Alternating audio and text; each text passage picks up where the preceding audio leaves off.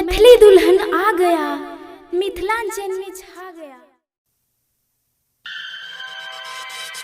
अखन अहाँ सब सुन रहल छी मदनेसर स्थान मदना से दुल्हन म्यूजिक की शानदार प्रस्तुति। दुल्हन म्यूजिक की शानदार प्रस्तुति। चिट्ठियों न कैला तू डीजे अजय भूल गइलो बहिना के प्यार, भूल गइलो बहिना के प्यार।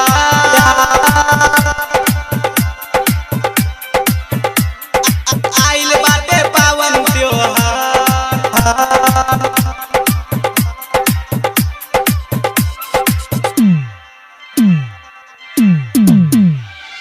जब से भैया गइल तू चिट्ठियों न कैल तू भूल गइल बहिना के प्यार, प्यार प्यार। केकरा के बांधी हो हथवा पर राखी हो, आइल बाटे पावन त्योहार, आइल बाटे पावन त्योहार। जब से भैया गइल तू चिट्ठियों न कैल तू भूल गइल बहिना के प्यार। केकरा के बांधी हो हथवा पर राखी हो, आइल बाटे पावन त्योहार, त्योहार। आइल बाटे पावन त्योहार, आइल बाटे पावन त्योहार। डीजे अजय डीजे अजय चिट्ठियों न कैल तू, चिट्ठियों न कैल तू, चिट्ठियों न कैल तू, चिट्ठियों न कैल तू भूल गइल बहिना के प्यार, प्यार।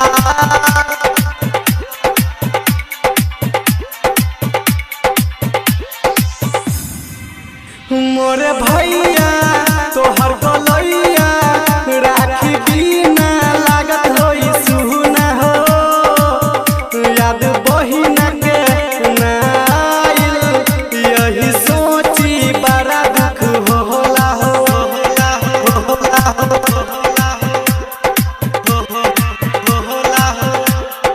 हो, होला हो। मोरे भैया तोहर गलैया राखी बिना लागत होई सुना हो, याद बहिना के नहाइल यही सोची बड़ा दुख होला हो। रात दिन रोई एको पल नाही सोई, भाई करत बानी तोहर इंतजार। केकरा के बांधी हो हथवा पर राखी हो, आइल बाटे पावन त्योहार। जब से भैया गइल तू चिट्ठियों न कैल तू भूल गइल बहिना के प्यार। केकरा के बांधी हो हथवा पर राखी हो, आइल बाटे पावन त्योहार। भूल गइल बहिना के प्यार, आइल बाटे पावन त्योहार।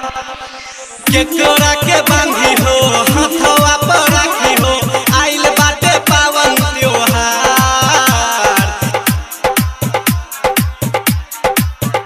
अखन अहाँ सब सुन रहल छी मदनेसर स्थान मदना से दुल्हन म्यूजिक की शानदार प्रस्तुति। दुल्हन म्यूजिक की शानदार प्रस्तुति।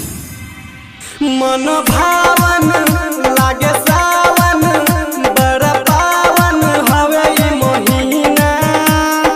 आजा मोरे भैया रोई रोई कहेले बहिने, बहिने बहिने बहिने बहिने बहिने बहिने। मन भावन लागे सावन, बड़ा पावन हवे ई महीना।